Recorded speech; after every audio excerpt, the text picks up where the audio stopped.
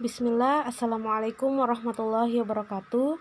Alhamdulillah, hari ini kita kembali lagi belajar tematik, tema 4, subtema 2, pembelajaran 6. Sebelum belajar, baiknya kita membaca doa belajar terlebih dahulu. Doa dimulai. Ya, sekarang ayo kita baca teks berikut. Siapkan buku cetak kalian ya. Judul teksnya, Sekolah Adiwiyata. Sekolah Adiwiyata merupakan salah satu contoh lingkungan sekolah yang bersih. Untuk menjadi sekolah Adiwiyata, sekolah harus bersih. Tidak hanya itu, sekolah juga harus rapi dan indah. Oleh sebab itu, pekarangan sekolah harus dikelola dengan baik. Sekolah Adiwiyata tempat yang nyaman untuk belajar. Di halaman sekolah, biasanya terdapat taman yang indah. Ada juga pohon yang rindang untuk berteduh dan belajar. Di setiap tempat disediakan tempat sampah. Hal ini bertujuan agar siswa tidak membuang sampah sembarangan. Di sekitar sekolah juga dipasang slogan. Slogan itu berisi imbauan agar siswa hidup bersih dan sehat. Semua sekolah ingin menjadi sekolah Adiwiyata. Ya, pada teks ini dijelaskan apa itu sekolah Adiwiyata. Coba kamu baca ulang, apa itu sekolah Adiwiyata?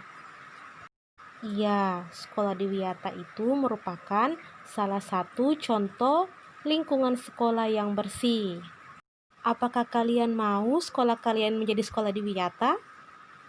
Tentunya harus mau, karena sekolah Adiwiyata itu membuat kita menjadi nyaman berada di sekolah itu, dan kita menjadi nyaman belajar. Karena sekolah Adiwiyata itu lingkungannya bersih dan sekolahnya juga rapi.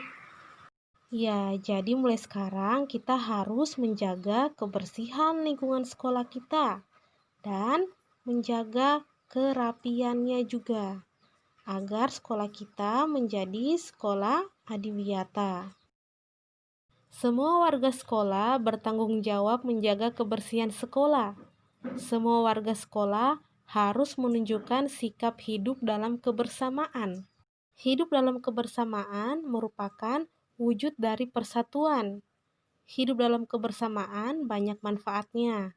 Sebaliknya, tidak hidup dalam kebersamaan juga ada akibat buruknya.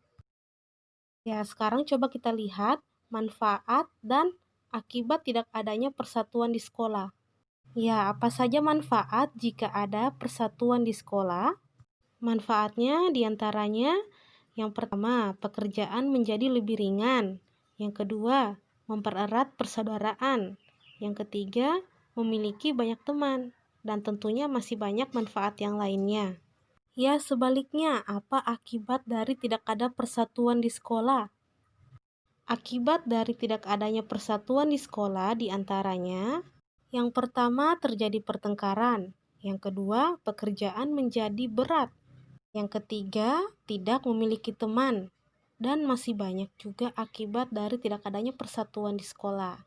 Jadi kita harus menjaga persatuan di sekolah.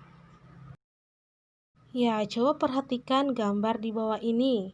Di situ terlihat Dayu dan Edo saling bergotong royong mengangkat meja bersama. Ya, bergotong royong adalah salah satu contoh adanya persatuan. Sekarang coba kalian amati meja yang diangkat Dayu dan Edo. Bagaimana bentuk permukaan mejanya?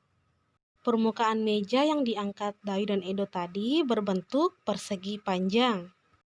Kita bisa menggambarkan bentuk permukaan meja yang diangkat Dayu dan Edo seperti gambar berikut. Persegi panjang dapat dibentuk menjadi pola tertentu. Persegi panjang membentuk pola dengan bangun datar yang lain. Ya, sekarang coba kita lihat contoh pola yang dapat dibentuk oleh persegi panjang dengan bangun datar yang lainnya. Ya, di sini terlihat ada 3 pola barisan bangun datar yang dibentuk dengan gabungan persegi panjang dengan bangun datar lainnya. Coba kita perhatikan pola barisan yang pertama. Ya, untuk pola barisan bangun datar yang pertama ini terlihat Yang pertama itu satu bangun datar persegi panjang. Setelah satu bangun datar persegi panjang terdapat satu bangun datar segi 5. Setelah itu terdapat satu persegi panjang lagi. Dan terdapat satu bangun datar segi 5 lagi. Begitu pola untuk bangun datar yang pertama. Ya, sekarang coba perhatikan pola barisan bangun datar yang kedua. Kita bisa lihat bangun datar yang pertama terdapat ada dua bangun datar persegi panjang. Setelah dua bangun datar persegi panjang terdapat satu bangun datar segi 5. Setelah bangun datar segi 5 terdapat dua bangun datar persegi panjang lagi. Setelah dua bangun datar persegi panjang itu terdapat segi 5 lagi. Begitu terus pola bangun datar yang kedua. Sedangkan untuk pola barisan bangun datar yang ketiga, yang pertama terdapat satu bangun datar persegi panjang. Yang kedua terdapat dua bangun datar segi 5.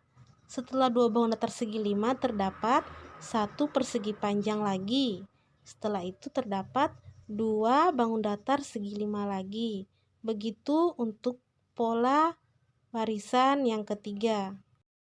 Ya, coba kerjakan latihan berikut.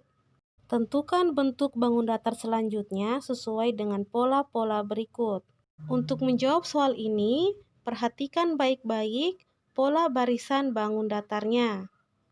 Alhamdulillah, materi hari ini telah selesai. Semoga anak-anak soleh sekalian dapat memahami penjelasan tadi. Sekian dulu untuk hari ini. Assalamualaikum warahmatullahi wabarakatuh.